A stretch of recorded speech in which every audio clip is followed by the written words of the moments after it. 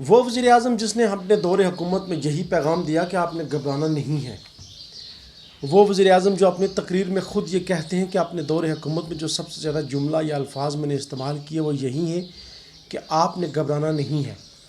لیکن اب حالات یہاں تک پہنچ چکے ہیں کہ لگتا ہے کہ عمران خان صاحب جو ہے وہ خود گھبراہٹ کا شکار ہو چکے ہیں۔ یہی وجہ ہے کہ جب دنیا میں تیل کی قیمتوں میں اضافہ ہو رہا ہے تو آپ پاکستان کے اندر تیل کی قیمتوں میں کمی کر رہے ہیں۔ ہر مہینے بجلی کی قیمتوں میں اضافے کے بعد بالآخر آپ کو یہ احساس ہوا کہ بجلی کی قیمتیں بہت زیادہ ہو چکی ہیں، ان کو بھی کم کیا جائے۔ گھبراہٹ کا یہ عالم ہے کہ جیسے ہی پاکستان پیپلز پارٹی کا لانگ مارچ، جسے انہوں نے اب عوامی مارچ کا نام دے دیا، اس کا آغاز ہوا تو عمران خان صاحب کو یہ خیال آیا کہ قوم کی پریشانیاں کیا ہیں، قوم کن حالات سے گزر رہی ہے اور ملک کے اندر مہنگائی کی شرح کیا ہے، لیکن پھر بھی اپنی تقریر کے اندر غلط اعداد و شمار وزیر اعظم قوم کو بتا رہے تھے۔ اب گھبراہٹ کا یہ عالم ہے کہ آپ چودھری برادران کے گھر پہنچ کے آپ نے ان کی منتیں شروع کر دی، آپ نے ان کو حکومت میں حصہ دینے کا وعدہ کر لیا، حالانکہ اس سے پہلے بھی حکومت میں جو بھرپور حصہ ہے، ان کی شمولیت ہے، ان کے پاس وزارتیں ہیں، پنجاب اسمبلی کی اسپیکر شپ ہے کاف لیگ کے پاس، لیکن اس کے باوجود نہ جانے اور آپ نے کیا کیا وعدے ان کے ساتھ کر لیے ہیں۔ یہ گھبراہٹ کا عالم ہے۔ وہ وزیر اعظم جو ہمیشہ یہ پیغام دیتا رہا قوم کو کہ آپ نے گھبرانا نہیں ہے، آج اس کی اپنی یہ حالت ہے کہ وہ گھبراہٹ کا شکار اس قدر ہو چکے ہیں کہ ان کو سمجھ ہی نہیں آتی کہ میں نے کرنا کیا ہے۔ ہونا تو یہ چاہیے تھا کہ آپ نے 2 دن قبل قوم کے ساتھ خطاب کیا، گفتگو کی، اس میں ہونا تو یہ چاہیے تھا کہ جو کھانے پینے کی اشیاء ہیں ان میں فوری طور پر آپ جو ہے وہ کمی لائیں، عام آدمی کو آپ ریلیف دیں، دالوں کی قیمتیں آپ کم کر دیں، سبزیوں کی قیمتیں آپ کم کر دیں، اسی طرح گندم چاول اس کی قیمتیں آپ کم کر دیں تاکہ عام آدمی کو ریلیف ملے۔ لیکن افسوس کہ آپ کا جو دھیان ہے وہ اس طرف نہیں گیا۔ حیرت کی بات ہے کہ آپ نے جو دعوے کیے تھے آج تک آپ ان کے اوپر پورا نہیں اتر سکے۔ آپ نے جو باتیں کی تھی، بڑی بڑی جو باتیں آپ کرتے تھے، آج تک آپ وہ کر نہیں سکے۔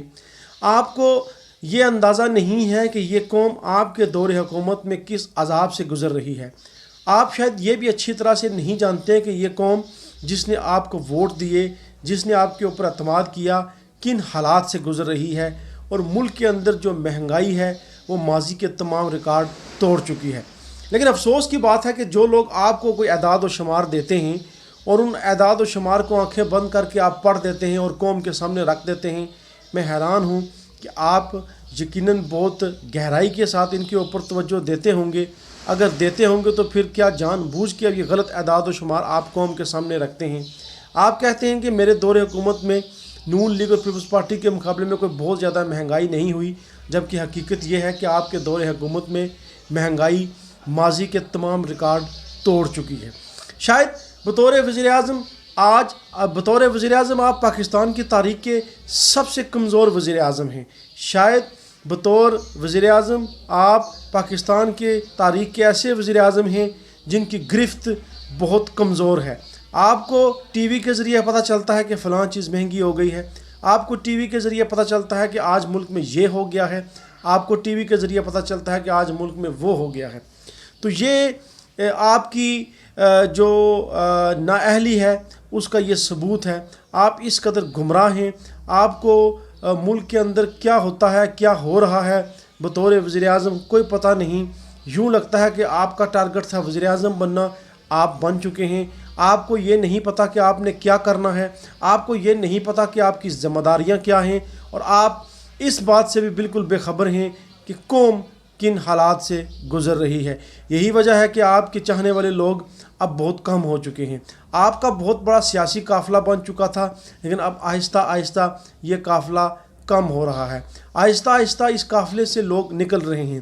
بے شمار لوگ جو ہے وہ آپ کے بارے میں بات کرنا مناسب نہیں سمجھتے، بے شمار لوگ جو ہے وہ آپ کے موضوع کے اوپر ڈسکس کرنا مناسب نہیں سمجھتے۔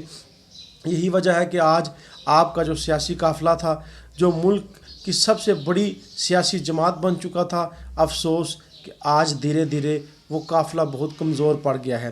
مگر افسوس کہ آپ نے ہمیشہ قوم کو یہ درس دیا کہ آپ نے گھبرانا نہیں ہے، لیکن آپ کی گھبراہٹ کا یہ عالم ہے کہ آپ کسی وقت بھی کوئی انتہائی قدم اٹھا سکتے ہیں. اس لیے عمران خان صاحب آپ کا کوئی اعتبار نہیں. جو آپ کو لائے ہیں اب وہ بھی آپ پر اعتبار نہیں کرتے.